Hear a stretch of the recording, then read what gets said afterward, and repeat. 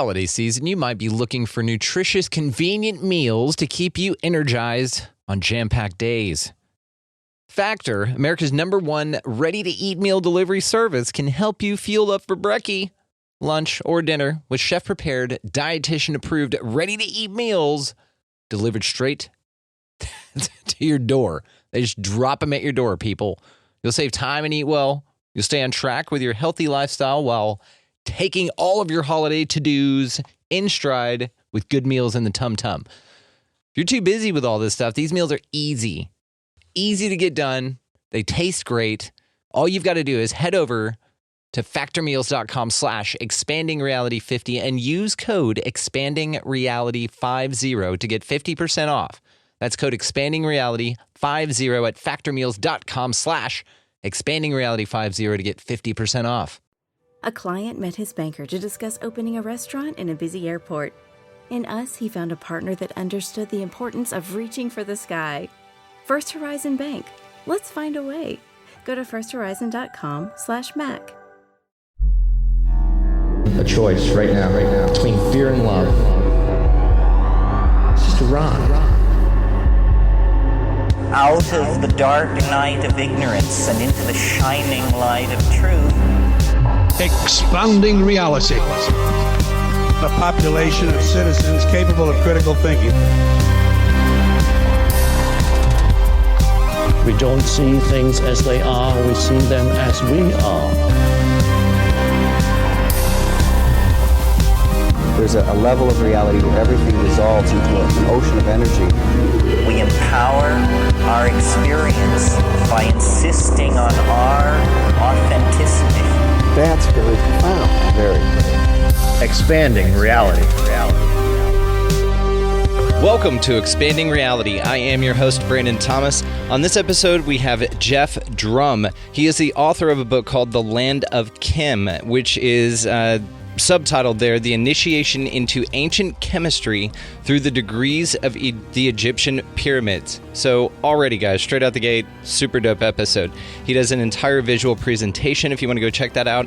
Linked below will be the website. You can either get to the YouTube from there or just go to the YouTube. Video will be in both locations for you. Highly suggest that you go utilize that feature. It is awesome. He does a wonderful job. Easily one of the coolest unknown perceptions about the purpose of the pyramids ever. It's fascinating, and it doesn't conflict with anything else, which makes it even more fascinating. The dude knows his shit. He knows his history. He's an awesome guy. So for more about this show in particular, like I said, link in the bottom for the website. That's where links to all the socials will be, as well as to our t-shirts. We have shirts and such. Anything you can slap an Expanding Reality logo on will be linked down below, as well as there you can find Rockfin. So check out Rockfin for our premium content, as well as the premium content of all sorts of other amazing content creators, guys. It's like $10 a month. Great way to support your local podcaster or whoever you want to check out their premium stuff, the things that they offer that's a little extra, a little special. So again, this is an amazing episode, guys, so let's just get right to it. The great, amazing presenter, Geoffrey Drumm. All right, everybody, welcoming to the show, it is good friend Geoff Drumm. How are you, dude? I'm doing very well, sir. I really appreciate you having me on. Good. Geoff, of course, my cats, as soon as we get started, my cats start jumping up on the table. That's how this works. Don't worry about it. I got 4 dogs running around here. Mama's gone right now, so they're in the room with me, and then they just lose it if they're not. So they're hanging out. So we'll have some cats and dogs action. This is a pet-friendly show, my friend. Please just let them be a part of the conversation. And it's pretty cool that your subject matter is Egypt and pyramids, and you've got cats running around there. That's pretty dope, and we'll definitely get to this because you are an awesome author, man. You wrote this great book, Land of Chem, and we're definitely going to get into a little bit further. I know you have some a presentation and some slides here for us, so for the audio-only audience, if you'd like to, head on over to the website linked in the show notes or YouTube and check out the video version of this. It's going to be super dope. I don't know what he's going to do, but I'm incredibly impressed with his YouTube channel and his book already. Thank you. I'm going to get out of your way here, man, but just tell us a little bit about yourself and what got you started and why you're doing it. Cool. Well, I really appreciate it. Again, thank you so much for having me on the show and for just giving me this opportunity to talk about the book. This is the second interview that I've done regarding the book, so I'm a little bit nervous, but kind of work in progress. So a little bit of background about me and how I got interested in all this stuff. So I'm what you would call maybe a guy who has probably a bit of an Indiana Jones complex. And I think I may have said that before in our conversations. I grew up watching the Raiders of the Lost Ark with my dad, and I was always fascinated by Egypt and the Egyptian pyramids. And it was one of my life's greatest aspirations was to one day finally get a chance to go to Egypt and do some hands-on research. And it was like around the 2012 timeframe where everybody that I know, specifically people of our age range, were going through kind of a spiritual reformation, right? It was the end of the Aztec calendar and this rebirth of the dawning of the age of Aquarius. And I started to get into all sorts of different esoteric pursuits and learning about these alternative theories and this, that, and the other. And, developing my own ideas about spirituality, about ancient history and all this kind of good stuff, which included researching the Egyptian pyramids, really diving into learning about the configuration and some of the alternative theories about the structure. And of course, I was researching all of those theories that regard, the Great Pyramid being utilized to produce electricity. And I was looking at a couple of different theories. And then all of a sudden in 2017, the universe presented me with a series of unusual circumstances, which ended up with me going on my first trip to Egypt. I had just broken up with an ex-girlfriend and I was working for an IT company and I had a huge commission paycheck one month. And I was like, you know what? I'm finally going to do it. And I just booked a flight, booked a hotel, and I found our guide, Yousef. And Yousef is like the gatekeeper in Egypt for the alternative theories regarding the Egyptian pyramids. His father was one of the preliminary tour guides in Egypt. He actually toured with George Bush and all these, very, very famous people from the American government. So he's like a legacy tour guide in Egypt. So I reached out to Yousef because I knew that he was the guy that I wanted to work with. And so we get to Egypt and, we're looking around the sites and I'm kind of looking for the evidence regarding the connection between the pyramids and electricity. And it just wasn't there like I expected it to be. But I very quickly realized as we began to investigate some of these sites that there was a different story to be told about these structures. And it regards, the production of chemicals on an industrial scale. So even from a perspective of conventional archaeology, right, we know that Egypt was the birthplace of chemistry. And that's very well accepted in the conventional narrative of history. So they were the first to produce synthetic pigments. They were producing cosmetics. They were making paper. They were making pharmaceuticals. And all of these things are chemical compounds. And people sometimes forget that the dynastic Egyptian civilization was a massive civilization. So if they had the knowledge to produce these chemicals on a small scale, it just seemed to make very much sense to me that they would also be implementing this knowledge on a large scale within these structures to produce chemicals that were essentially for the benefit of the civilization. We'll talk about the Red Pyramid and it producing ammonia for fertilizer. And again, that just made the most sense to me. And it was something that was compatible with what we know of the dynastic Egyptian civilization, but also the possibility of them having inherited these structures from a civilization that predated the dynastic Egyptian civilization. See, and I definitely go with you on that. I know that was a question I had for you. How old are the damn things? Because with Robert Schoch's work, with them dating the Sphinx alone, definitely older than the pyramids, but also, like you said, not connected to any dynastic that we can really do. I mean, Egyptology has their way of doing it. I think there's a lot of psychological operation type stuff going on in there, but sure, that's just my opinion because of the things that they will blatantly disregard, the copper tubing, and all that stuff, which also is another question I had for you as you were talking about this. And your contention is, which I find a fascinating one, and we're definitely going to get into your work because you can really back this up. And I, like I said, find it fascinating. So could they have been both?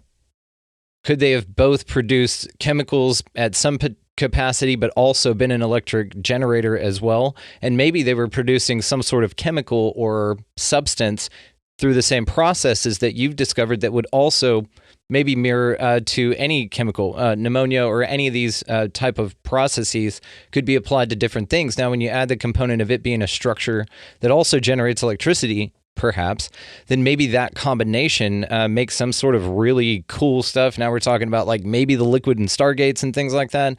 Like maybe there's something super paranormal and dope that they could make out of the combination of those two things. So your hypothesis does not necessarily rule out the fact that they were for electricity, possibly.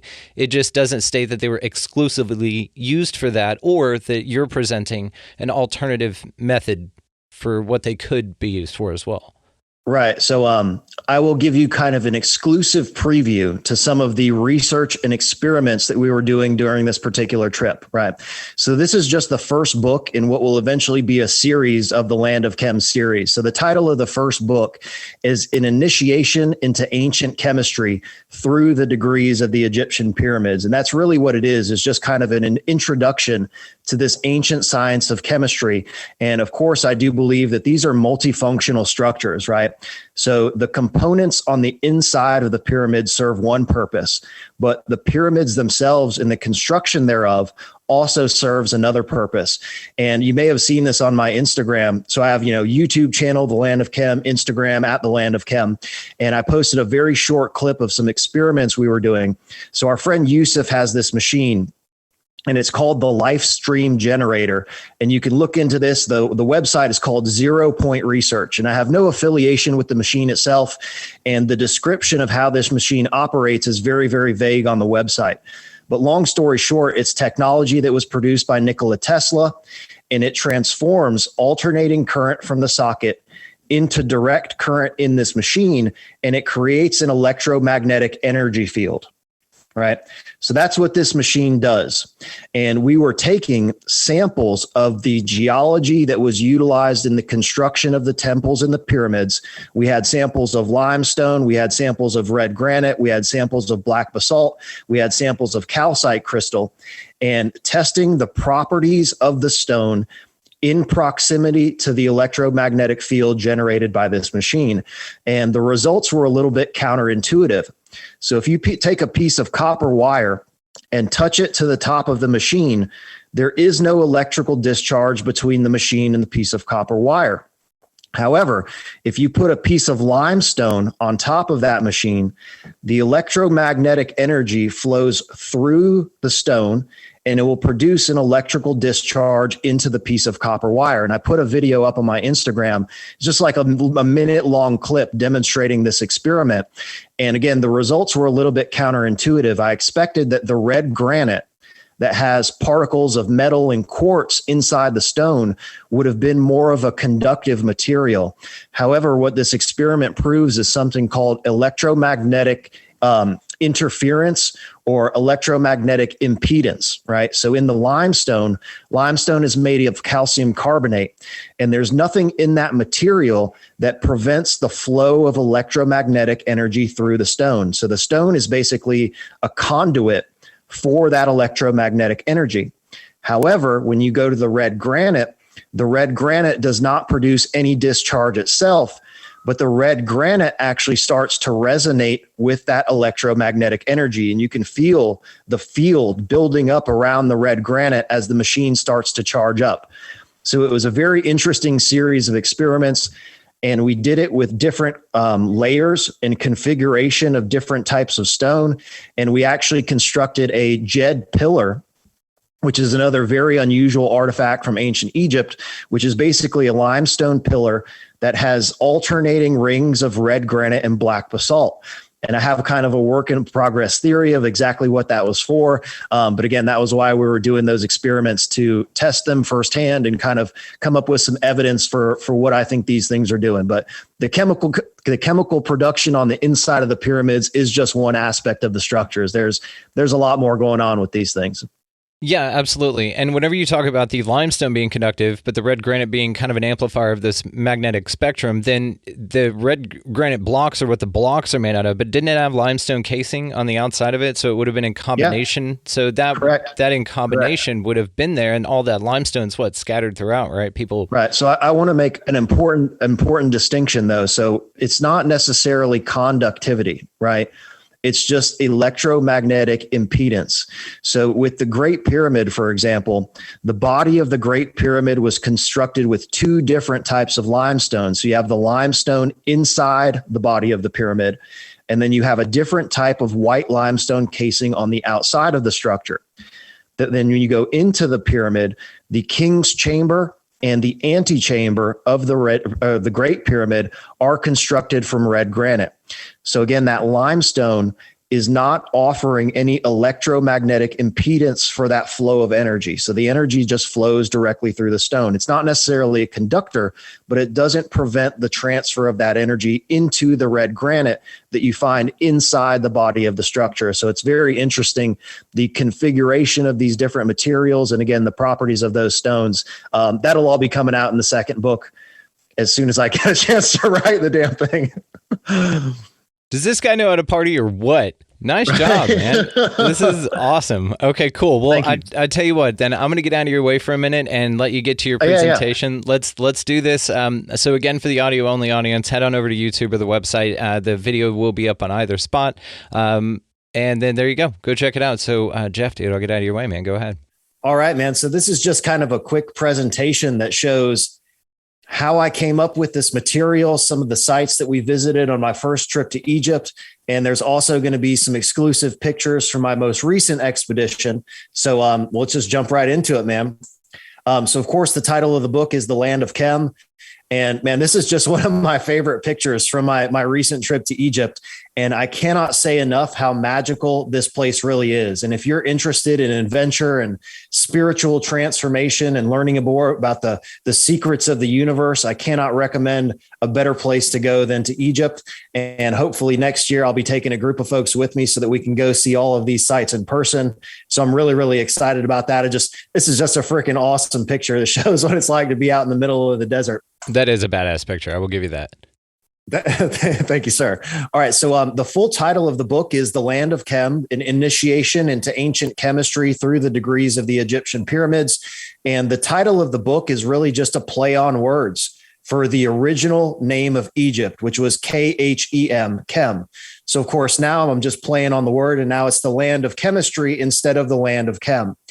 And that original name for Egypt, Khem, refers to the black alluvial soil surrounding the Nile River Valley, right? So the flooding of the Nile River was essential to the Egyptian civilization. And part of my theory is that the Egyptian pyramids worked in conjunction with this Nile River flooding to produce these chemicals. So it just ties in that these two things work together. And there's also a tie into ancient alchemy, right? So the land of Chem, alchemy means from the blackness. And that's actually referring to a stage of the alchemical extraction process. You usually see three different stages represented, which is the nigredo, the albedo, and the rubedo, the black, the white, and the red. So from the blackness, you use a chemical extraction process to extract the volatile compounds that are utilized for further reactions. And that's also a direct tie-in to the colors of the geology that you find in all the sites, because you have the white limestone, you have the red granite, and you have the black basalt. So I started researching the connection between chemistry and the pyramids and the structures. And I began to find all of these correlations that just encouraged me to believe that I was on the right path. So in terms of coincidence, I'm not one that really believes in coincidence. It's all things that happen as a part of the plan of the universe. So I didn't come up with any of these ideas. It just, as I started to pull on the little thread, the whole thing started to unravel. And then all of a sudden I had this wild idea that incorporated the function of all of the Egyptian pyramids. And that's one of my main critiques about some of the other theories, is that they focus just on the Great Pyramid. You know, they don't take into account that there's probably 20 different major pyramids in Egypt, and all of these have a very different internal configuration, which implies to me that all of them had a unique function for each one of the pyramids.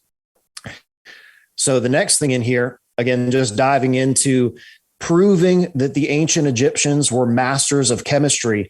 They were experts in many applied fields of chemistry. As I mentioned before, they were making paper, they were making dyes, cosmetics, pharmaceuticals, and you'll also see here metallurgy. And they were particularly adept at extracting metal from ore. So in all of these ancient civilizations, even in South America, you find extremely pure gold and silver, like 99.99% gold and silver. And it is impossible to achieve that level of purity from smelting. And the only way that you can get that level of purity is from a chemical extraction process.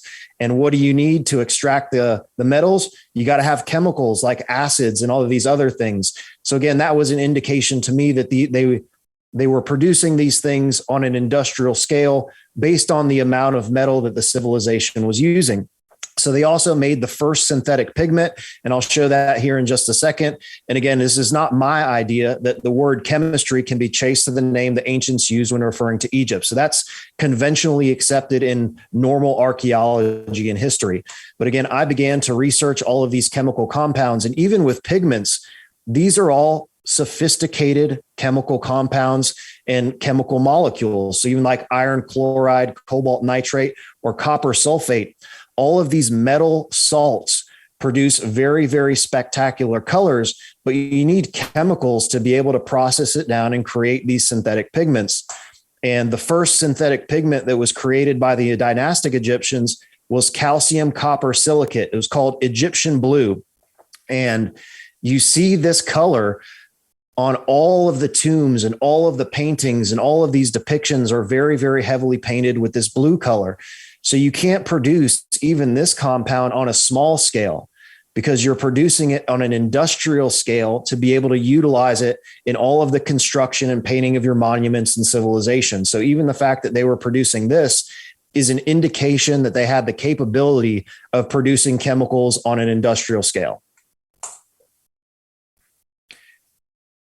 And so these are just a couple of awesome pictures, man. These are my favorite two displays at the Egyptian Museum. This first one here on the left is just showing those natural pigments and synthetic dyes that were created by the dynastic Egyptians. And then here on the right, this is a case that has all of the geological samples, and it shows the chemical composition of all of these geological samples. And they thought that it was important enough to make a case and put it here in the museum, showing everybody the geology and the chemical compositions of the geology. So I just really love looking at these two particular cases because it's evidence on a small scale of what I'm talking about on a large scale through the Egyptian pyramids. And of course, I'm going to be diving into the geological composition and the function thereof at a later date.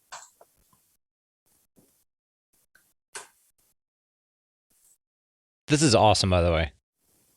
I appreciate it, and I apologize if there's any delays on the lag here. This is cool. All right, shit. So let me jump back to this next picture because that one's really important. So this is a picture from my 2017 research trip to Egypt. So this is my first trip that I ever went there. Again, I was going to research the connection between these structures and electricity.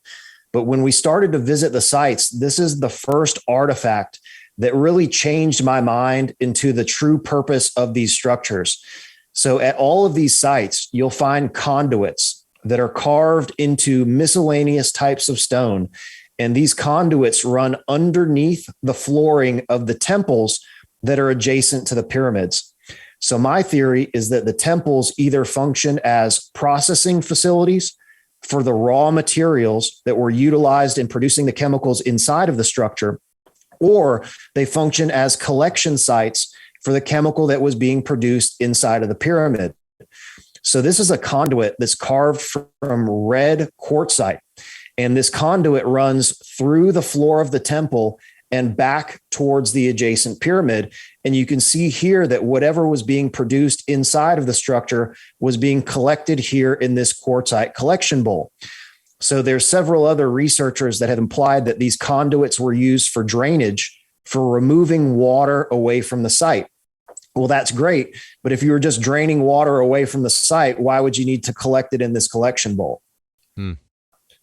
So again, this is one of my favorite artifacts from Egypt that is literally like smoking gun evidence that they were collecting something that was being produced at these sites. I mean, and that bowl's so ornately carved that, of course, why would they be? And that's not enough of a volume of a bowl to collect any kind of sustainable water if you wanted to utilize it for drinking. And if you wanted it to run off, you would just not have something there to collect it.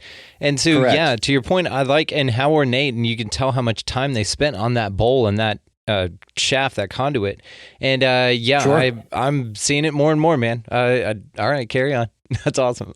And so there's also a reason that relates to the geology that's utilized, right? So if you're going to carve a conduit for drainage, you would just carve it out of limestone or the bedrock and not import this incredibly hard to work stone from far, far away if it wasn't a functional part of what you were doing at the site. So again, that's evidence to me because you'll find these conduits carved in things like white calcite or red granite or the quartzite, and the conduits leading away from the site are carved in limestone.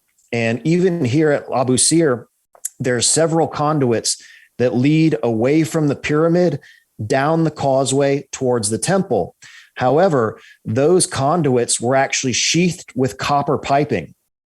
So again, that's an indication to me that whatever was flowing through that copper piping was not waste material or it was not drainage. All of this stuff was functional and I believe related to the production of chemicals. So this is a little chemical collection bowl. So whatever they were producing just flowed out right here. And then you could collect whatever the chemical was that was being produced inside of the structure.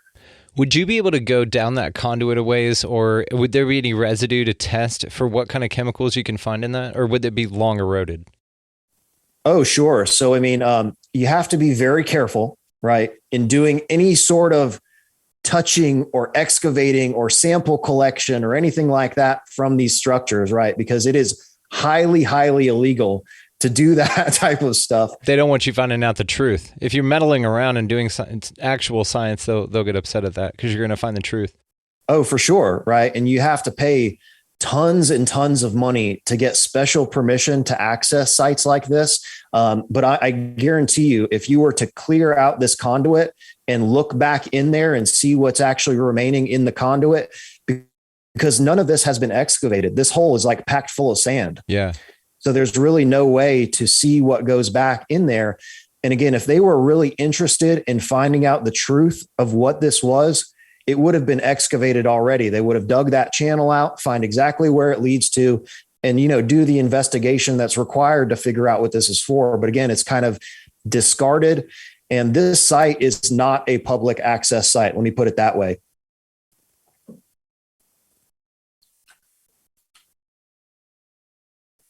This is so cool, dude. I'm just seeing it now. Like It's you a painting lot the picture of it, and I've seen your slides or your presentation on your YouTube anyway, so I'm a little ahead of the crew here that's figuring you out for the first time, but it's awesome, and just keep going. My bad. I'll get out of your way. Yeah, absolutely. And again, kind of as I began pulling at the string, the story just became more and more fantastic as I went along with it. And every little step was encouragement that what I was doing was pretty legitimate.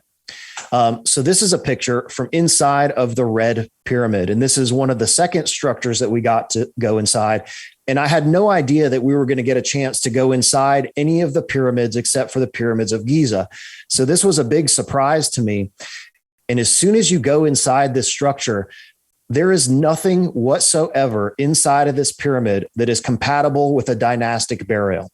There are no hieroglyphs. There are no inscriptions. There are no statues. And there is intense chemical staining that covers the walls inside of this chamber.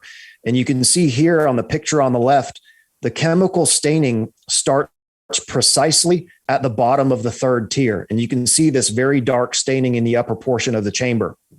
And I've discussed in detail the function of the Red Pyramid on my YouTube channel. And we also have an animation that demonstrates exactly how this pyramid would have operated. But long story short, so this is all functional architecture, and the engineering that went into designing these chambers was intentionally designed to facilitate chemical reactions. So I started looking at the volume of the chamber and some physics that might be involved in producing a chemical reaction. So let's say that the volume of this chamber significantly decreases as you get to the upper portion of the chamber, right? So in physics, if you decrease the volume of a gas, you can increase its temperature and pressure. And I started looking into the configuration of the structure and the production of ammonia gas. And that's exactly what I believe was happening inside this structure, is that they were using water to compress water insoluble gases into the upper portion of this chamber, which created a chemical reaction that moved through the structure that culminated in the production of ammonia inside of this final synthesis chamber. Damn, this is cool. It's so really wild. Freaking cool. Yes. And one of the most interesting things about this structure, so it still smells like ammonia inside of this structure. And the smell of ammonia is emanating from this final synthesis chamber. And it's crazy. So we actually got down in this pit. So I'm standing in the center of a pit, looking up at the top of this final reaction chamber. And there's been a lot of discussion about the smell and the staining of this structure coming from bats, right? And they say that the Red Pyramid was the bat pyramid, and the smell and the staining comes from the bats. Well, we firsthand investigated several other sites in Egypt that are filled with bats, particularly Mastaba 17 at the Pyramid of Maidum. And you crawl down in this tiny little hole through this shaft into this underground chamber, and the underground chamber is filled with bats. There is not a single stain on any of the walls, and there is no smell whatsoever of ammonia inside of that chamber. So that conclusively proved that the smell inside of the Red Pyramid is not caused by bats, because you don't find that in any of the structures that have bats in them today. So the pyramid's called Pyramid of My Doom. So that's actually another structure. So yeah, the one you're talking about, though, the name of the pyramid you just said was Pyramid of My Doom. Correct. Or is it My Doom? Yeah. So these pictures are showing the. Oh, sorry. Go ahead. Oh, I was just saying that's a crazy name for a pyramid. Of course, it would have a ton of bats in it, dude. It's called the Pyramid of My Doom. Like, your doom is in there. That's why. Why would you go in there? Oh, so like not like My Doom, but like MEIDUM, which is the title of the area where that pyramid is located. So these pictures are showing the Red Pyramid of Dahshur. But if you go down to a place called the Fayum Oasis, there are several pyramids out at the Fayum Oasis, which is Hawara, Maidum, and Lahoun. And the Pyramid of Maidum was actually supposedly constructed by Seneferu, which is the same guy who built the red and the bent pyramids. And after investigating the Pyramid of Maidum, I believe that it was a test structure that was designed to demonstrate the physics and the chemical reactions that were eventually used in the Red Pyramid. Damn. So they had to do this at this scale because of, industrialization, right? They needed this volume of this material. Yeah. And that was one of the questions that came up on my YouTube channel was, why were they producing chemicals on an industrial scale? And I kind of laughed at the question. I'm like, why wouldn't you? If you have the knowledge to produce this stuff on a small scale. So for example, the chemical ammonia, right? The word ammonia, the etymology of that word relates directly back to Ammon, the Egyptian deity Ammon. And there was a place in Egypt called Ammonia, which is the area surrounding Ammon. And there's a place called the Temple of Jupiter, and they've found evidence of small scale production of ammonia from camel dung. So we know, even according to conventional history and archaeology, that the Egyptians were the first people to produce ammonia. The word ammonia is directly related to Egypt from Ammon. It means emanating from Ammon. And Ammon is something that meant the hidden, right? So if you're, for example, my theory of the step pyramid being used to produce methane gas, and the cattle manure being essential in the production of methane gas. So a gas is something that's hidden, right? And through a process of chemical extraction, you can remove this hidden compound. And again, I think I have that in some of the subsequent slides, or that tie in with ammonia. So there's some very interesting correlations between modern chemistry, our words for these chemicals, and dating back to the Egyptian civilization. Dude, that's amazing. So after we get through our day exploring the pyramids of Dahshur, I started formulating this idea that the pyramids were essentially large chemical reactors, right? And if you look at the units of the chemical manufacturing process, it includes everything that you would see here on a small scale, from reaction vessels to connecting shafts, inlet and outlet shafts. And you see all of those same components here in the Egyptian pyramids. So, and I'm pretty sure the next slide is my cue to tell you this crazy story. So, well, with that laugh, we got to hear it now. What do you got? So I'm formulating this idea, right? And it's brand new in my mind that the Egyptian pyramids are large scale industrial chemical manufacturing structures. And we get back to the hotel that night, and I had to go to the front desk to get like a key or something for my room. And I'm sitting there at the front desk in the lobby of the hotel, and all of a sudden I hear a Southern accent right behind me. And I immediately recognized it being from somebody who's from the area that I currently live in. I live in South Carolina. And I knew it was somebody from South Carolina just by the accent. So I turn around and there's this dude standing there. And I'm just getting chill bumps just thinking about the story, because it really, really creeped me out. And it creeped my friend out too. And we were completely freaked out.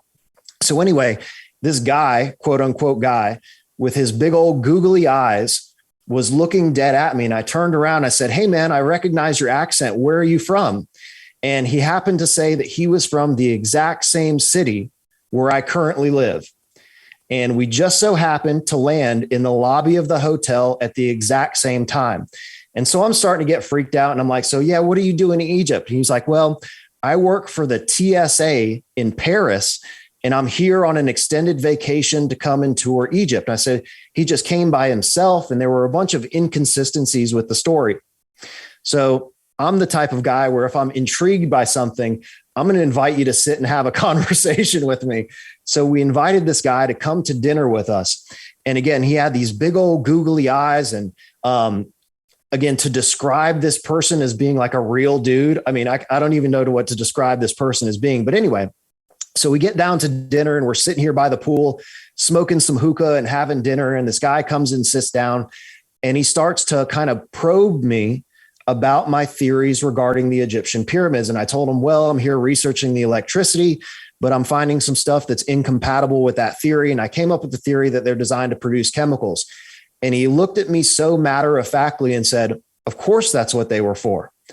Like no shock, no hesitation whatsoever. And he was just like so matter of fact. And my friend and I were looking back at each other like, what the hell is going on? Like, who is this person and how did he get here? So again, we're talking about the Serapeum, and you've heard of these large boxes in the Serapeum, these containers that are buried underground. Yeah. Aren't they the black granite? Yeah. So they're made out of all sorts of different stone, but they're these massive containers. And we started talking about my theory, and he was like, "Well, they're for storage of waste material." And like my mind was completely blown at this point. And again, I remember looking at this guy dead in his big old googly eyes. And I was like, is this even a real human being? Like, who am I talking to right now? Yeah, it's like some weird Men in Black kind of thing. You know what I mean? It's like a real strange phenomenon. They knew too much about you. They're kind of sidled up by themselves. Did he move awkward? So everything about this individual was very, very strange. From his accent to his physical appearance, to his matter of fact, already knew about what the theory was before I even said it. And by the way, I've never heard anyone say that theory except for you.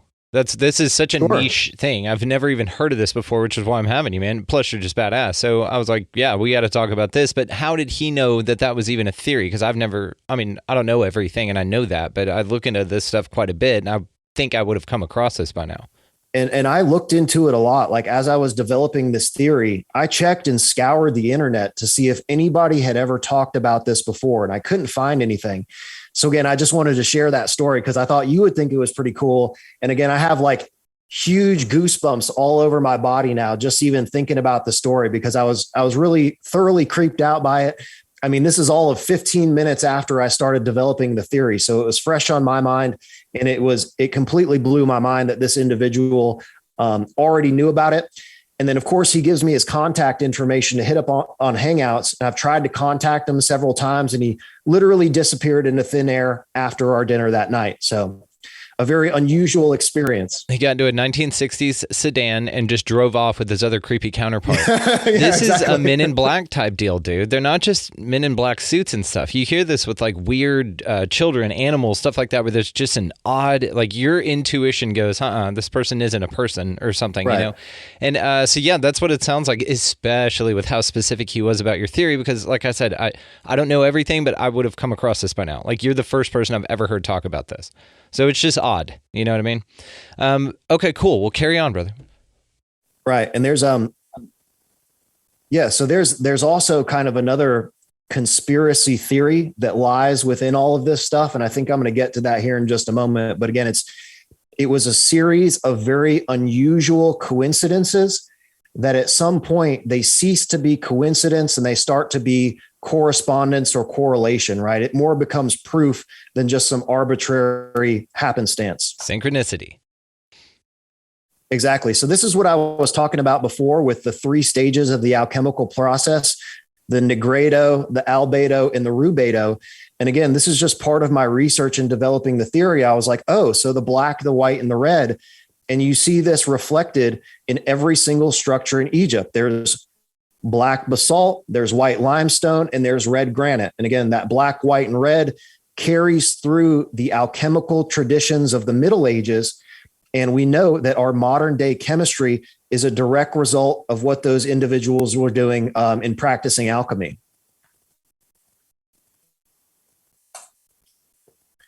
So this is just some of my other research. And in the final chapter of the book, I talk about the passage chamber structures of Ireland. And I do believe that all of these ancient structures across the planet are connected through the science of chemistry. And the time frame that I use in the book is, I'm very interested in the end of the last ice age, like 10,000 BC, the massive catastrophe that ended the civilization on North America. And my theory in the book is that the survivors of that massive catastrophe that ended the last ice age fled, and they established civilizations across the rest of the globe. And you see this in all of the mythology in like Europe, in South America, in Japan, that they have the arrival of these creator gods. And the creator gods come with math and science and technology. And that knowledge included the production of chemicals and the construction of these sites. And then you start seeing the building of the pyramids and these other sites across the planet. But so these images, so these mounds here tie directly into the final chapter of the book when I discuss the passage chambers of Ireland, like Newgrange, which I believe was also designed to produce chemicals. And you see here, this structure is very reminiscent of like the step pyramid. And you have your chemical reactions occurring inside of the structure. So again, I was just researching the connection between alchemy, chemistry, and the Egyptian pyramids. And I began to find all of these very interesting correspondences or relations between those two things. It is super interesting. And just before you move on, not much of this is considered whenever you talk about something like a UFO phenomenon or something, because strangers coming from far places telling people who are not as, I guess, quote, civilized as them, you know, letting them believe that they're gods, or even telling them that flat out and then offering this kind of stuff. And then they would be revered and then taken care of, and they could exploit kind of the natural resources and the labor of the area just based on some knowledge they had from a civilization that was disconnected in some way. That's interesting, man. You could really, pose as a god. I mean, if you showed up right now, you took a time machine back and you showed up in ancient times with a lighter, you'd be revered as a god, you know? Or you'd be stoned to death as a witch. I mean, you just have to kind of pick your time period. So I often say there's a great quote. I think it's Arthur C. Clarke, that any technology sufficiently advanced is indistinguishable from magic. Yep. And that's one of the themes in my book and on my YouTube channel, is that ancient magic was in fact chemistry. Because a practitioner of chemistry in the ancient times, you know, you're creating fire and all these different colors and reactions of metals that create sparks and all of these chemical reactions. A practitioner of chemistry would have appeared to someone that was uninitiated in the science to be a magician, because those powers were literally transmutation of the elements and creation of something out of nothing. So you hear all these stories of like ancient weapons that involve fire or lightning and all of this spectacular fire. And there's a story from ancient Ireland about the Tua de Danann, which are the mythological inhabitor gods from ancient Ireland. And they had a mythological weapon called the Spear of Lu. And the spear had to be submerged in water to keep it from spontaneously igniting. Well, when I heard that story, that immediately reminded me of phosphorus and the discovery of phosphorus, because phosphorus has to be kept submerged in oil and water, because if you remove it, it will spontaneously ignite in oxygen. And it's a very, very powerful chemical weapon. So again, if you look at the connection between this ancient magic and the science of chemistry, there's a very, very interesting connection between those two things. And I talk about that in the book as well. You do. And ideologically, all of this checks out, dude. This is really, really interesting. Thank you, man. So my next step in researching was to figure out more about the Red Pyramid, because this one really inspired me. It was the one that I had the most physical research on, and I had spent a lot of time in this structure during my first trip to Egypt. And we always spend as much time as possible inside of here just because I really love it. So I started looking at the configuration of these chambers. I've kind of mentioned before that these are used to manipulate the temperature and pressure of water insoluble gases inside of these chambers. So the whole thing starts with methane gas, which I believe was produced inside of the step pyramid. And that methane gas was utilized here in the Red Pyramid for the production of ammonia. I don't know if you can hear that. My cat's going nuts on a box in the background, just like scratching this thing to pieces. It's okay. But nonetheless, so I started looking into the beginning of the Industrial Revolution and how we moved from producing these chemicals on a small scale to what we have now in our industrial manufacturing of chemicals. And it made a huge difference in the progress of our modern society was the discovery of how to produce ammonia on an industrial scale, because that really changed pretty much everything we know about modern food production was the production of industrial scale fertilizers. So I started investigating again. So these are two great pictures. So these are original photos from inside of the Red Pyramid before these chambers were cleaned and before the wooden plank flooring and the staircase in the second chamber were installed. And you can really see the flow pattern here on the left. When you're inside it, you can really see that the staining pattern moves from the upper portion of the vault and it flows through this connecting shaft into the second chamber, which again was an indication of the fluid dynamics that were involved in the operation of the structure and moving the reactions from chamber one to chamber two. So the Egyptians were masters of hydraulics and of fluid dynamics.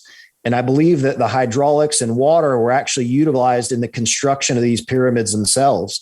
But it was also used to facilitate and move those chemical reactions throughout the structure. And you can see here on the right side, all of the intense chemical staining that is on the southern wall of the second chamber inside of this pyramid. And there's actually a large hole in the floor here, which I believe was the drainage shaft utilized to drain the water out of this chamber after that production cycle was completed. But again, nobody can tell me that this staining was created by bats, because that's just not the way it works. Damn, dude. I mean, it's incredibly compelling, especially when you point out the flow of the stain pattern. That makes a lot of sense. And yes, before it was clean.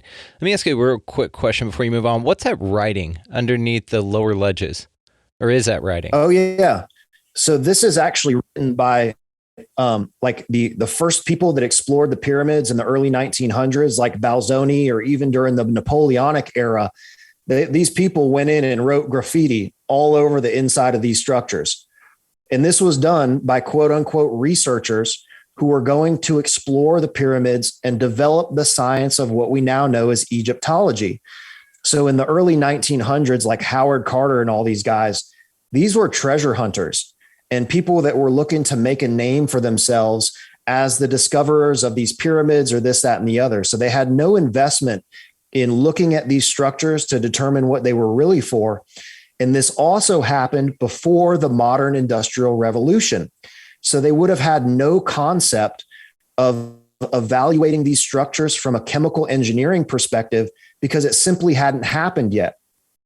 So they would have had no idea that these could have possibly been for anything else other than pharaonic burials, because we as a civilization hadn't gone through the modern industrial revolution where we were producing chemicals on an industrial scale.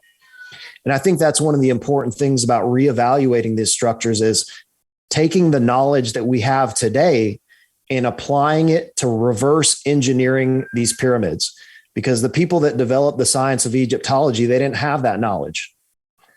Damn. I mean, you're absolutely right. You're absolutely right. So again, another interesting thing is, so the practitioners of chemistry from ancient Egypt moved into the civilizations of Greece and Rome. They also moved into the medieval ages, and the 1300s to the 1600s, and the science of chemistry had to be hidden under the veil of alchemy, because you could very much be burned at the stake or killed for practicing any sort of science during that time period. But it was the same practitioners taking the knowledge from Egypt, moving into the Middle Ages, and then at the dawn of the modern industrial revolution, it was the same group of families that were practicing this thing, and it eventually became the Royal Society of Chemistry, and our modern concept of chemistry officially began established. Jesus, this is cool. So it's an interesting lineage and development of the science of chemistry tracing from ancient Egypt. So again, this is just kind of, I pulled this from the Etymology Online dictionary that proves that the word ammonia is directly related to the Egyptian god Ammon. And as I mentioned before, at this temple of Jupiter, they found deposits of sal ammoniac and the evidence of small scale ammonia production being created from this camel dung. So again, that's not something that I'm creating. It's just, this is literal history and archaeology. And again, here, the name Amun, whose hieroglyph is featured above, may derive from the meaning invisible or hidden, not unlike the very gas in which his name surprisingly lives on. So Amun and these Egyptian deities and the names of them. So as with all great esoteric teachings, there are always levels of interpretation. There is a layer of interpretation that is intended for the consumption of the general public, usually related to religion or spirituality. But then when you dig deeper and uncover the deeper levels of these interpretations, you can see that it may also be traced to the science of chemistry. So here's where it gets really interesting, right?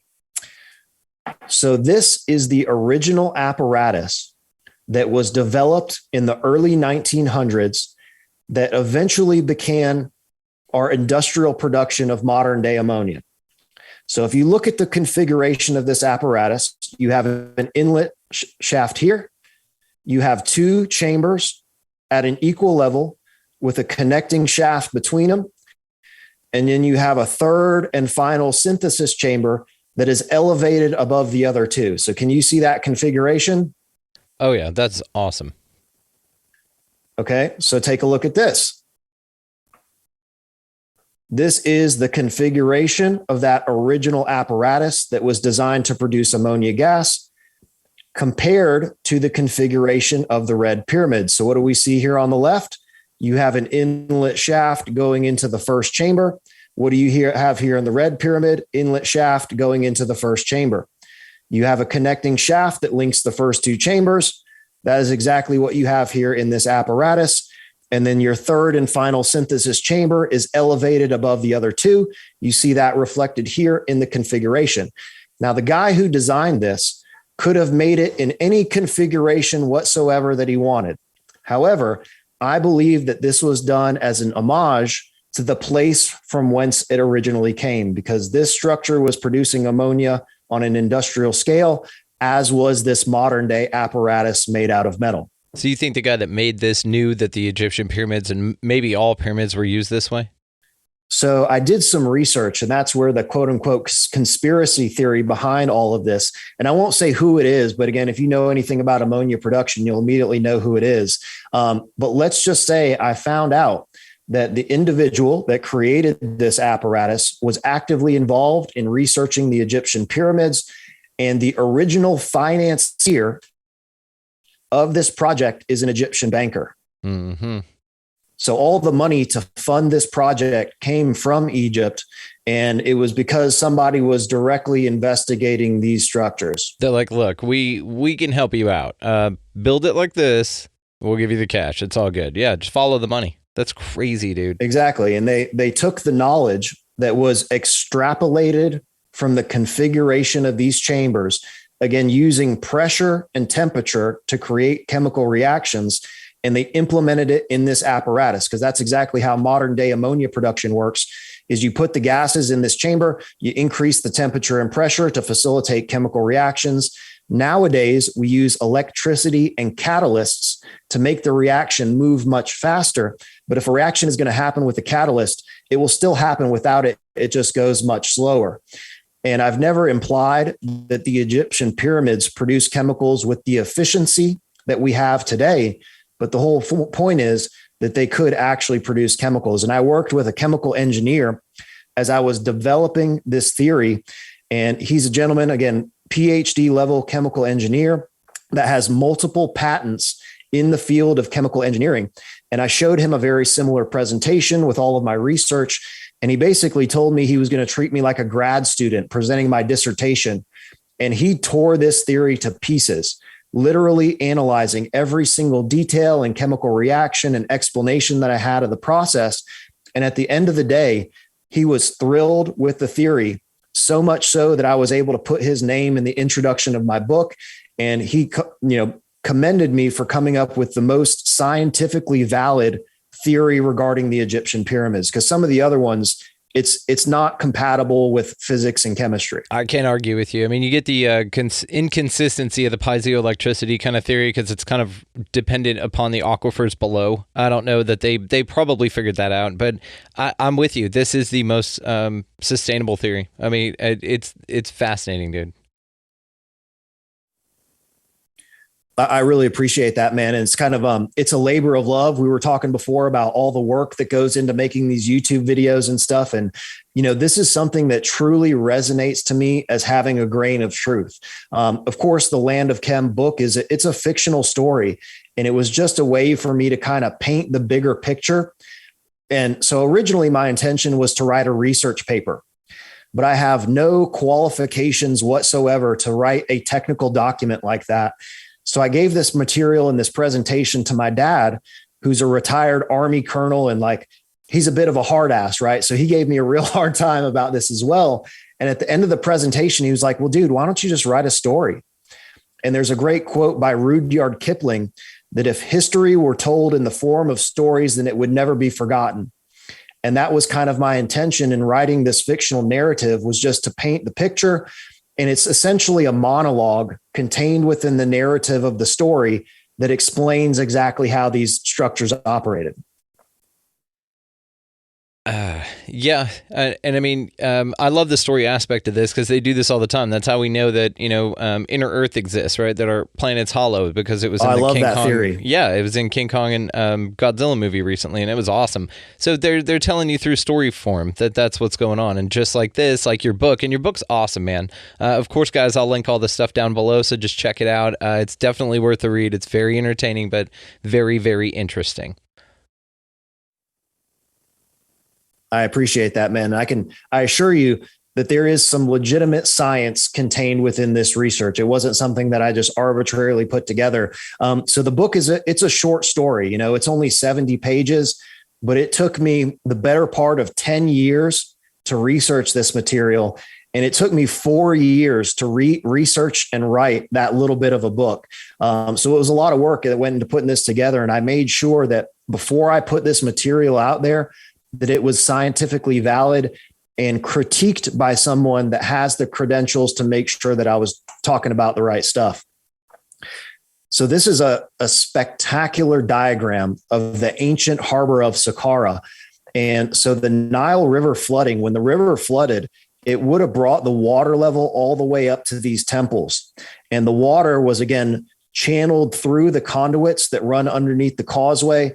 And that water was utilized within the structures to facilitate the chemical reactions. But I just like this depiction because this is what it really would have looked like when these structures were in operation. So it's a very, very cool depiction. It is a cool depiction. I love stuff like this. It sets your yeah. mind, it's so cool. Yeah.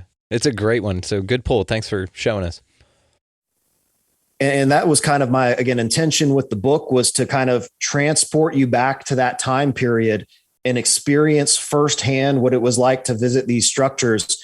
And we actually got a chance to finally go in this Valley Temple and see the harbor at Saqqara. So it was a very, very interesting trip during this last research expedition.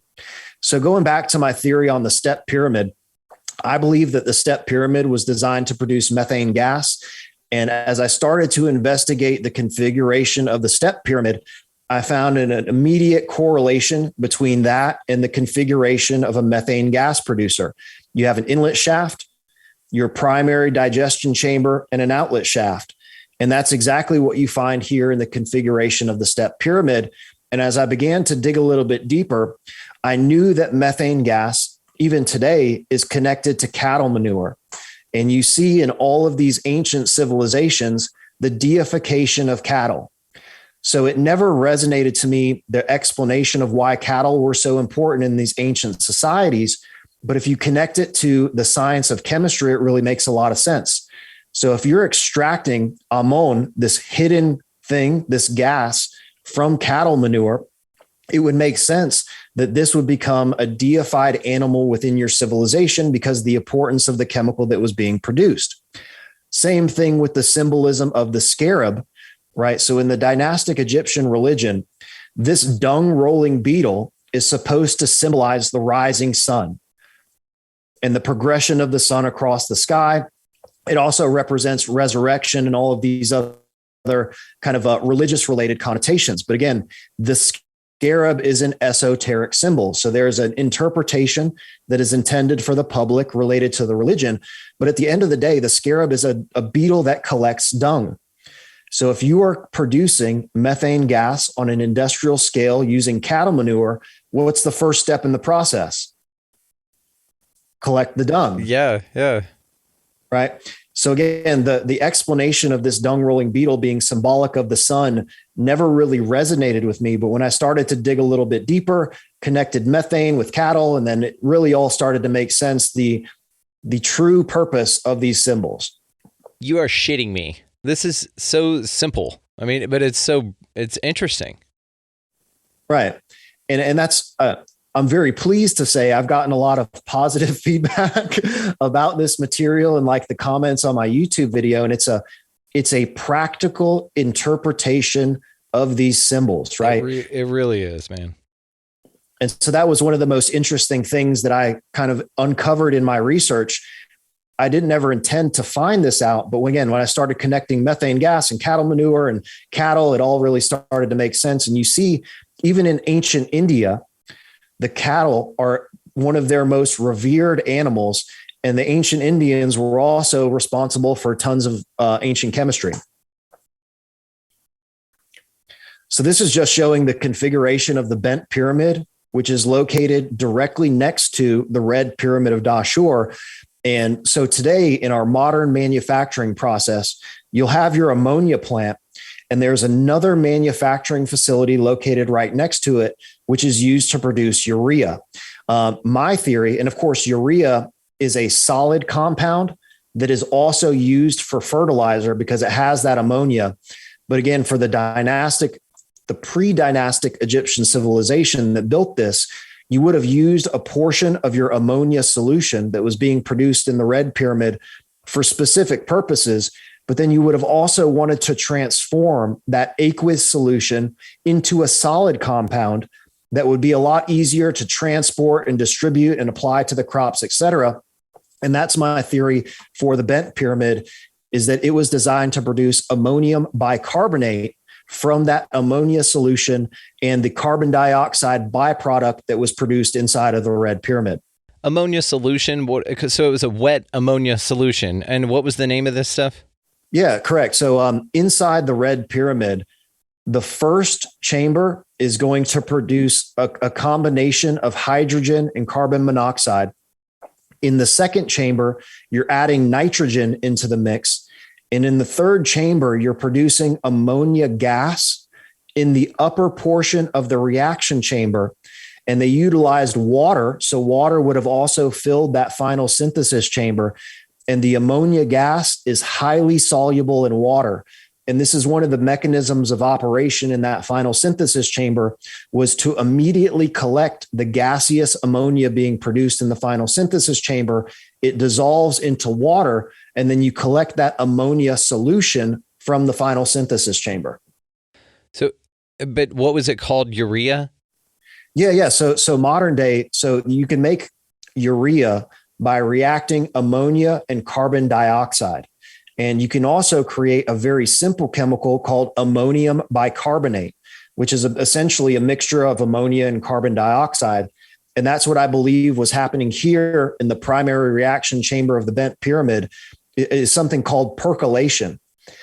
So this chamber on the left here would have been filled with your ammonia solution.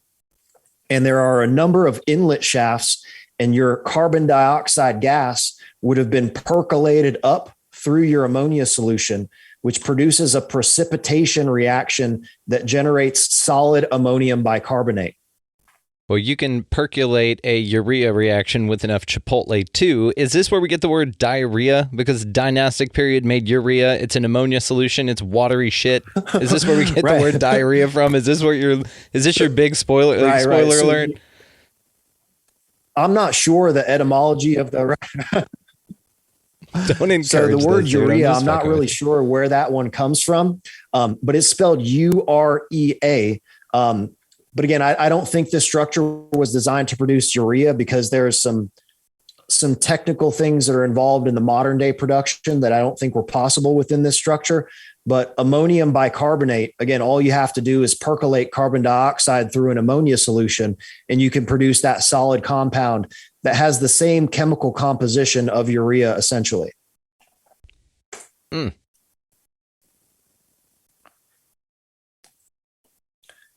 these are some pictures from inside. This is from my 2021 research trip. We got a chance to go inside of the bent pyramid, and it is a very unusual structure in terms of the deterioration on the inside of these chambers. So I'm looking at the lower separation chamber here on the left from this staircase that goes up to the primary reaction chamber. And there is so much erosion and deterioration in this lower section that the walls are almost completely smooth. And there's never been a satisfactory explanation for that erosion on the inside of the structure that I've ever heard. But my belief is that so ammonium bicarbonate is a fairly caustic solution, and it's because of the production of that solid compound that produced the erosion in the lower chambers. Have you been able to swab or do like a chemical analysis in any of the crevices in there to tell you that that's what was being produced there? I mean, scientifically, the way that you've put it with all of the different chambers and different stages in the processes, it makes complete sense either way. I would just think the nail in the coffin for your idea, which already sounds super solid, then would be to swab a little bit or to take some sort of chemical analysis if any of that stuff would have remained. I would think in that huge chamber with all the little cracks and crevices, just like we were talking about the shaft before, the conduit that led to that ornate bowl, that there would be some sort of residue that you could look at that wouldn't be explained otherwise. Oh yeah, no. So there definitely is residue that can be sampled. Have I done that? No.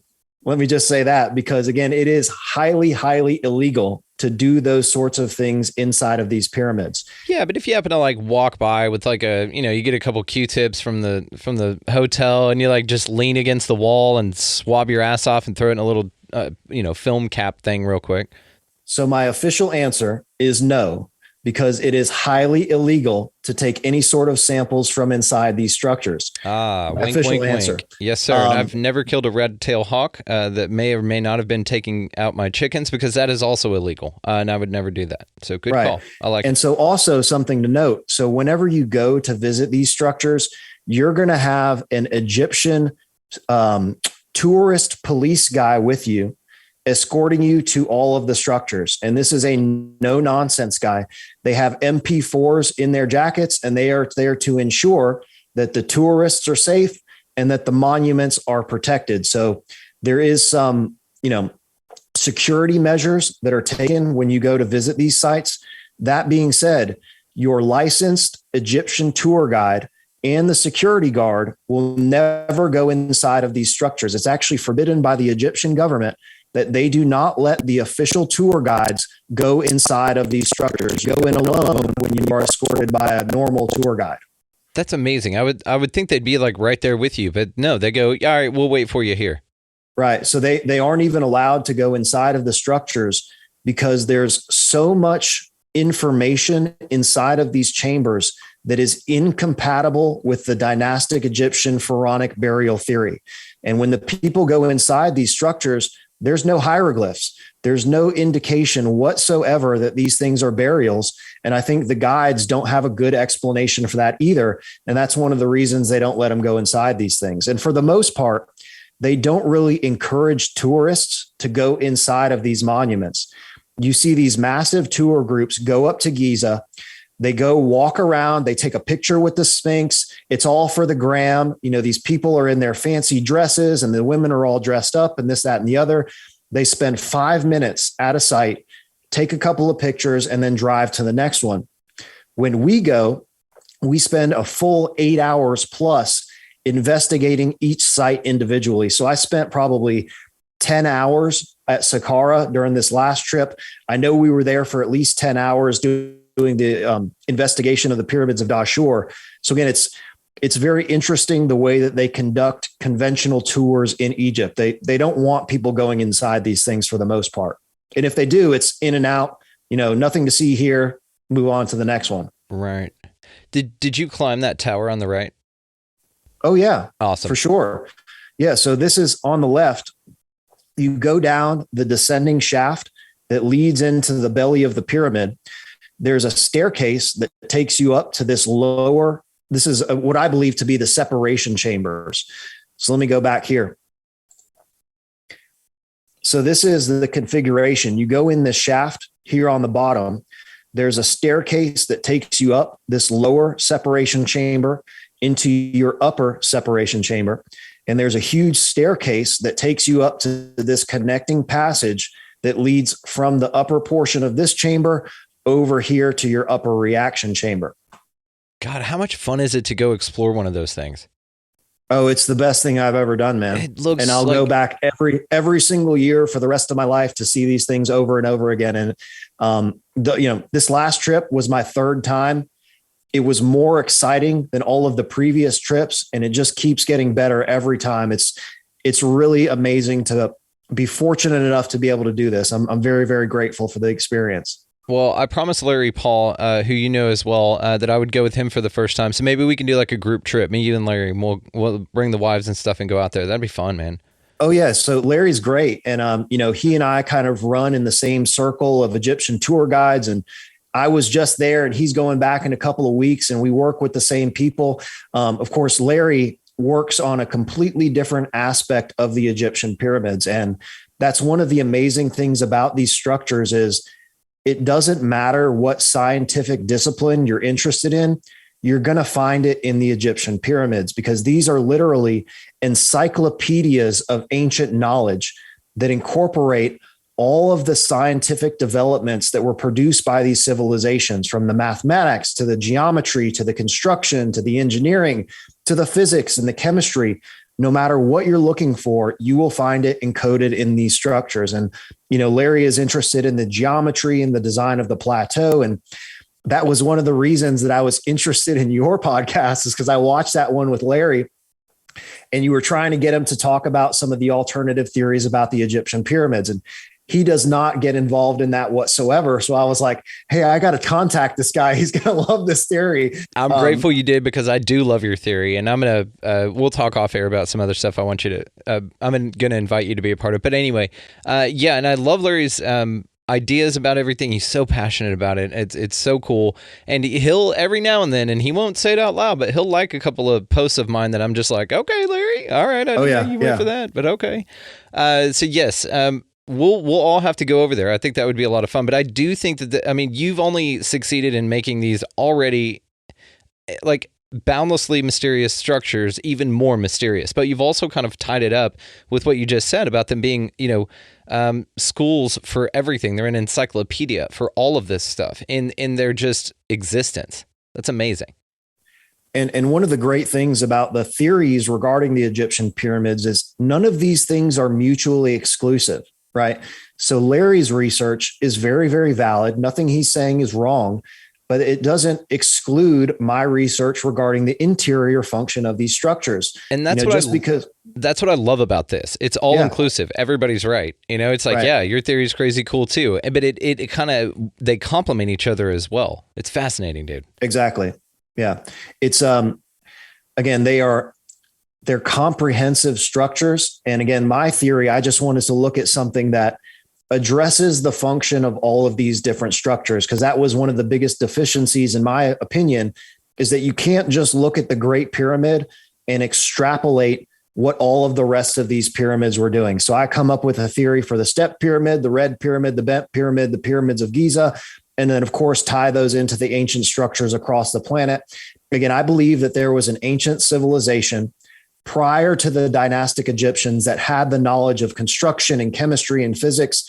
And again, these are what you hear of the quote unquote gods that you hear about in all these ancient civilization mythology. And there's truth to all of that mythology.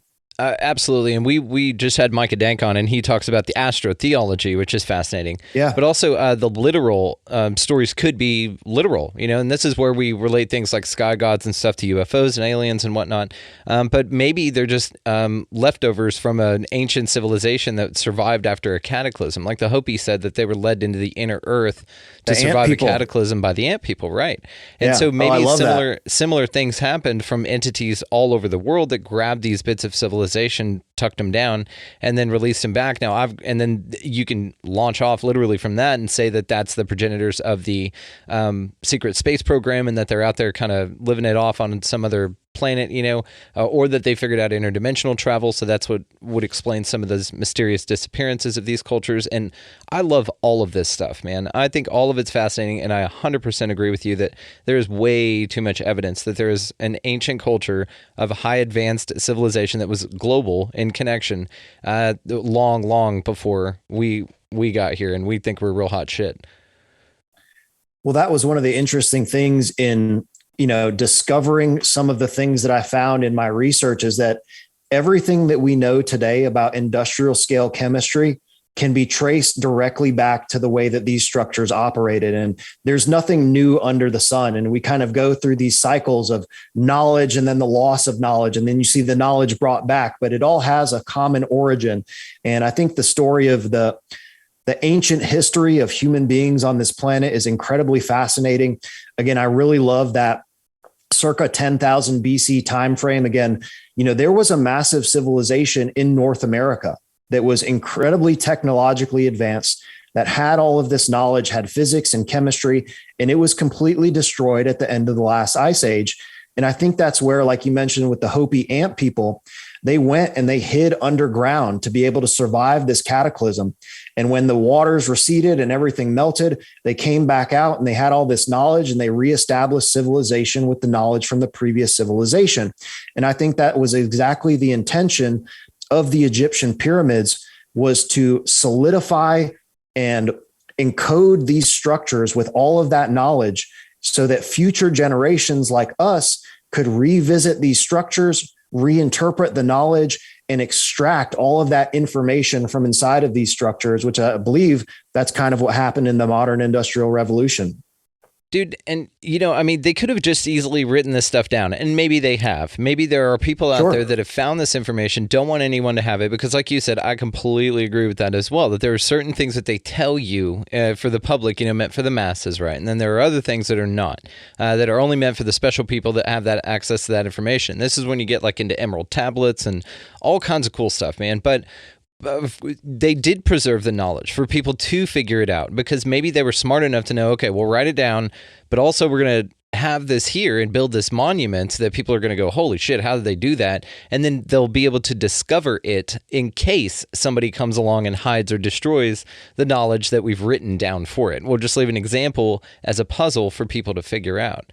Correct. And so I do believe that there were some cataclysms or natural disasters that caused these structures to go out of operation prior to the beginning of the dynastic civilization. And at that point, you see this knowledge start to go underground, and it began to be incorporated in the science of alchemy, right? It was no longer industrial scale chemistry, but it was being practiced in secret on a small scale to protect that knowledge so that it didn't get lost. And one of the biggest tragedies on the face of the planet is the destruction and burning of the Library of Alexandria. And God only knows what was lost in that fire that destroyed all of the texts that could have possibly had all of this knowledge incorporated in it. But again, all of this knowledge was taken by the alchemists, hidden under that veil of spiritual transformation, when it was really, in fact, practical chemistry. Do you think, though, that they would be that ignorant for super smart people to put all of their knowledge in one place in a perishable fashion?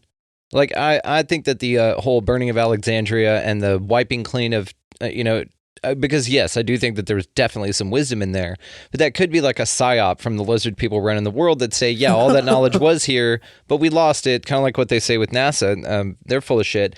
And they say, oh, we can't go to the moon anymore because we lost that technology. We don't have that technology anymore. There's an astronaut quoted saying that several times. So it's kind of like that. Maybe there's this knowledge that's just been destroyed, but it hasn't. It wasn't all in one place because they were extremely intelligent. They wouldn't just do that. And they hid it somewhere else. So that may have even been like a false flag type thing. They may have burned their own damn library down to preserve and let the knowledge go underground. So then people thought that they lost it. And that's how you get like a secret society, for instance. And there was an ancient priesthood in the dynastic Egyptian civilization that was responsible for the maintenance of the science of chemistry. So they did preserve that knowledge in a group. And again, that's kind of what I'm implying in the development of this alchemical civilization and then the development of modern chemistry in the Royal Society of Chemistry.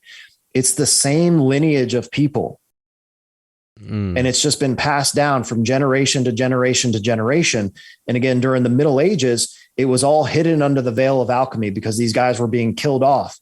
But again, it was practical knowledge that has been maintained from the very, very ancient times, hidden in all of these sorts of different esoteric societies or esoteric groups or whatever you want to call it.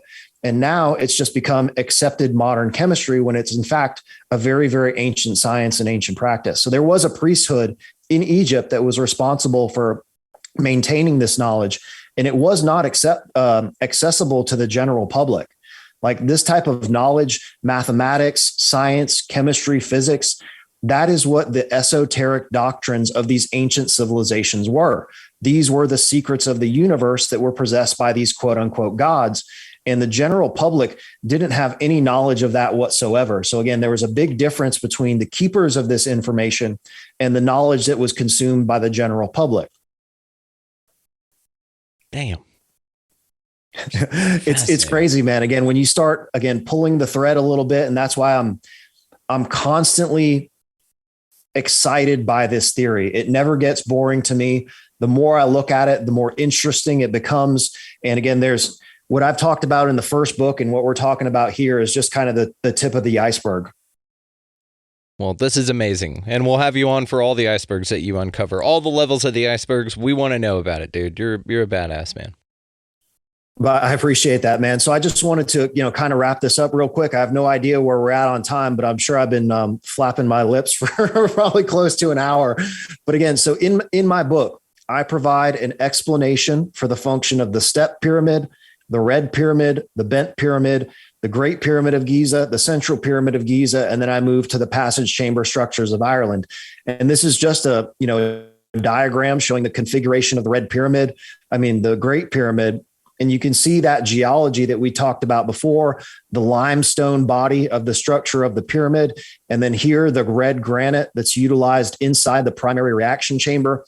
And I will say that, there's a lot of research about this subterranean chamber being a pump shaft.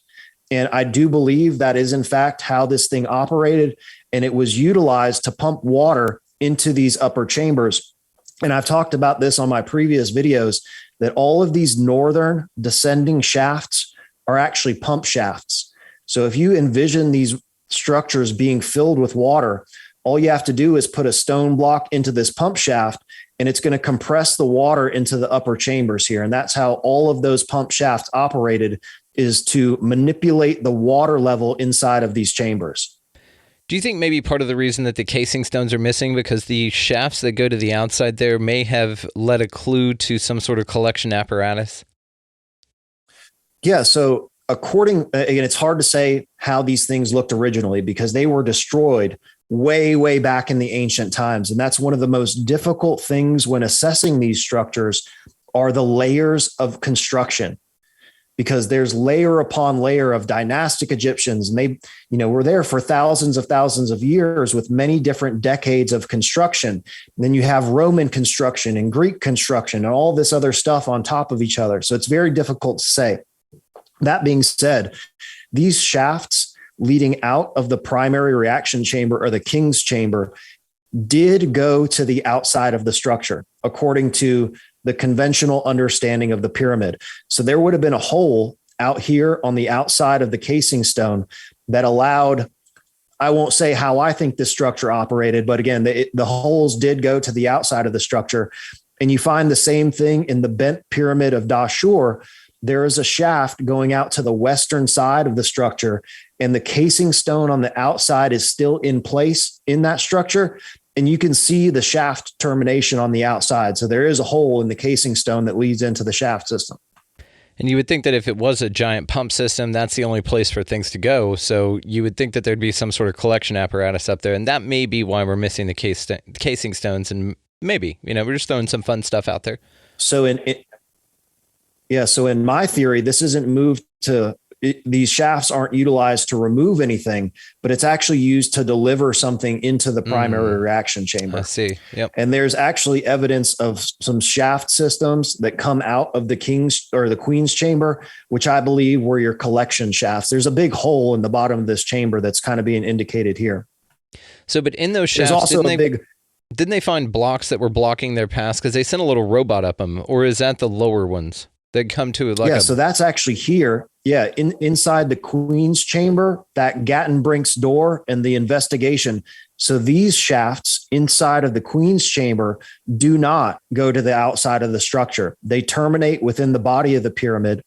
And it's inside this one on the northern side that they found Gattenbrink's door. They drilled through that little stone block and they found those two little copper wires hanging out of that piece of stone. And that's in here. See, and it's almost like those lower shafts for the Queen's Chamber could have facilitated some sort of electrical type of an apparatus or purpose.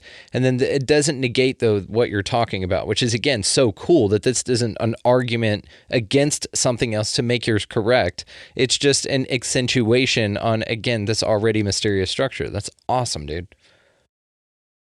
So I will say this. So the most popular theory about the Great Pyramid is Christopher Dunn's theory about production of electricity inside of this structure. And I'm not well versed enough in his theory specifically to be able to comment on it, but I will say that he thinks that the Queen's chamber was filled with a dilute solution of hydrochloric acid. And this could have possibly worked like a battery, essentially, where this is your solution through which that electric current flows. I won't say there's a correlation between Christopher Dunn's theory and my theory about the Egyptian pyramids. I won't spoil the surprise, but yeah, we'll have you back on for that. We're all fishing from the same river. Yeah, and that acidic solution you're talking about, just like with the Baghdad battery, I mean, it just has to be something acidic like citrus, like lemons or orange or something like that. Yeah. Yep. Basically an electrolyte solution that allows that current to flow through it. Yeah. So it's very, very interesting. Again, kind of the more you pull at the string, the more everything starts to unravel. These are just some quick pictures from inside of the Great Pyramid. This is from my 2021 trip. And you can see here, man, the first time I went inside this grand gallery, it looks like this entire chamber has been baked at a very, very high temperature. Yeah, it does. And there is absolutely nothing that is inside of this chamber that's compatible with the pharaonic burial theory. Here on the right, you can see the termination of that shaft, one of those inlet shafts into the King's chamber. And this is that large rectangular granite container inside of that chamber. So it's a very mysterious experience to be inside of these structures. Let's put it that way. And we know that the staining on the wall isn't soot from torches, because haven't they disproven that? And that's why they talked about them having some sort of electricity, or had to have, even if they're shooting the light off of mirrors, as the bends go, they wouldn't have had enough light. Yeah, so there was significant cleaning that was done inside of all of the Egyptian pyramids to remove staining from the walls of the chambers. Now, there's a lot of argument about what caused that staining. I will say this. If you go into a confined space with a bunch of burning torches, you are going to be in a very bad situation very, very quickly because of carbon monoxide. It's like being inside of a closed room with a fire burning inside of it. It is not a very good idea. So if they were exploring these chambers, I don't think they would have been using torches that are just burning off carbon and leaving soot stains. Well, and even for their construction. An oil lamp or something of that nature that doesn't produce that carbon soot buildup. Because again, you're going to die if you spend a lot of time inside this thing with a bunch of burning torches. No, absolutely. The thing you need to stay alive is fuel for the fire. Yeah. Correct. Yeah. So again, they've cleaned. Again, I have a bunch of pictures from my recent expedition that shows some of the staining remaining from the Grand Gallery. And there's also a bunch of stains here inside the primary reaction chamber. And so this is just, again, in my book, I talk about also the function of the central pyramid. And so in all of my research, all of the indications is that the central pyramid is the most important structure on the Giza Plateau. And I won't spoil the surprise because there's a lot of important stuff that I'm working on, kind of work in progress theory about this thing. But the Great Pyramid, the Central Pyramid, and the Third Pyramid, they work in conjunction. The whole thing is a system that works together to create a certain outcome. Damn. All right. Well, we're going to have you back on to tell us the surprise, man, because this is too fascinating. We will definitely keep up with you and pick up your story. This is awesome, dude. Hella cool, man. Yeah. It just, again, the more I research it, the more interesting it gets. And again, these are just some pictures from inside of the Central Pyramid that kind of show what the inner chambers look like. And, I forgot I included this slide, but I'm glad I did. So the final chapter in the book, right? A query returns to Ireland to investigate the passage chamber structures of Ireland and determine what chemicals those structures were producing. So down here at the bottom of the picture, you can see the curbstone that is outside of Newgrange. And I started to evaluate the symbols on the Newgrange curbstone in connection to chemistry. And I won't spoil the surprise because the final chapter is my favorite chapter of the book. But you can see here at the bottom of this stone, there are undulating lines which represent water filling the chamber. You can see the spirals here. The triple spiral symbol connects directly to the three chambers inside of the structure. And this represents air circulating inside of the chamber. You have here on the far left side of the stone, these diamond or square shapes. Those represent the primary reactant that was placed inside of these basins. And you see here these transformed squares or diamonds coming out of the structure, which represent the product that was being produced. And this connects directly to our conversation about ancient magic and symbols, because these are always interpreted as magic symbols. And even according to the Irish mythology, Newgrange was the dwelling place of the Dagda, which was an ancient wizard of the Tuatha Dé Danann, right? So we know that wizardry and magic is in fact chemistry. So this wasn't a burial. It was a chemical reaction structure. And right out in front of it, they have the chemical reaction equation. This is essentially an equation for a chemical reaction sequence depicted in symbols.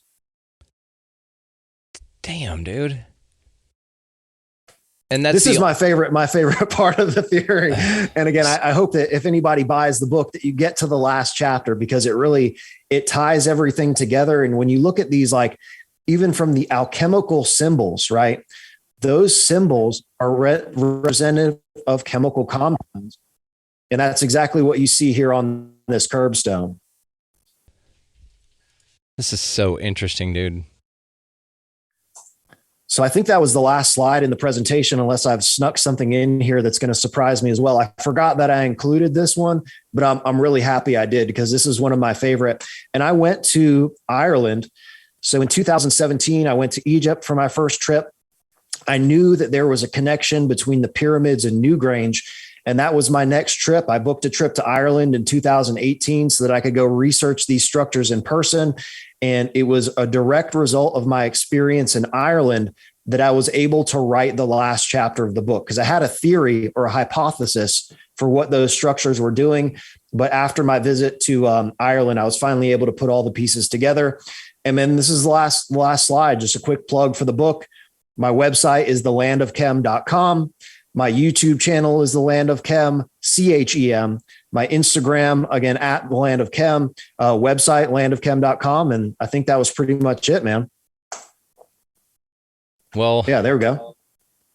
Absolutely incredible. I'm incredibly impressed. I can't wait. Like I said, we got some other stuff in plan here, so we'll definitely do that. But I'm just blown away by the theory, man. I think it's fascinating. It's absolutely incredible. So thank you very much. This was unbelievable, dude. Awesome, man. I was very, very excited to come on and do this. And I'm just really happy and appreciative of the opportunity to come on here and talk about the book. Again, I've really enjoyed talking with you, man. And I look forward to working with you on the future on some other projects. No, definitely. We will definitely do that, dude. Well, you are a badass. I will, of course, link all the ways to find you down in the show notes, guys. Check this out. This is a fascinating theory.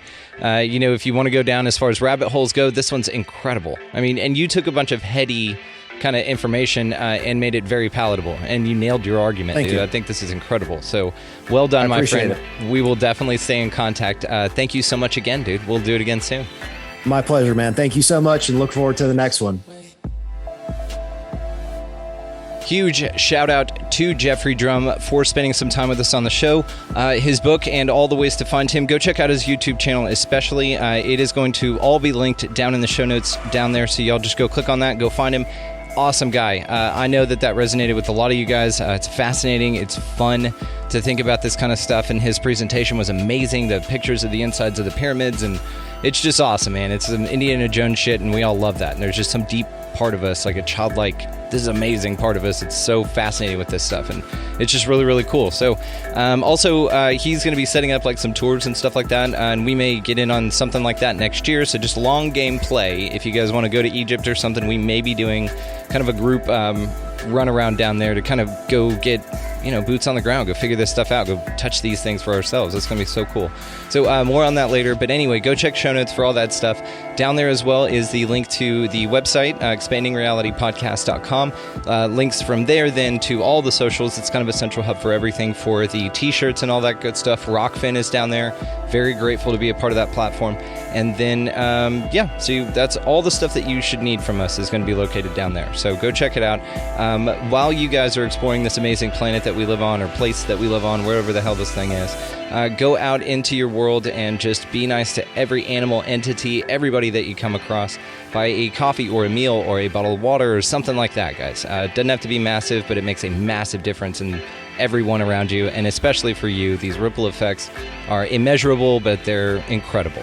Also, get the hell out of the left-hand lane while you're doing that. We're trying to raise the vibe here, people. You coasting in the left-hand lane, being slow as hell, it's not helping anybody. So you're slowing down progress of ascension. Get the hell out of that left-hand lane. Beyond all of that, guys, go out into this beautiful place, whatever the hell it is, and y'all just be good to one another. Thank you so much for listening. We'll see you next time.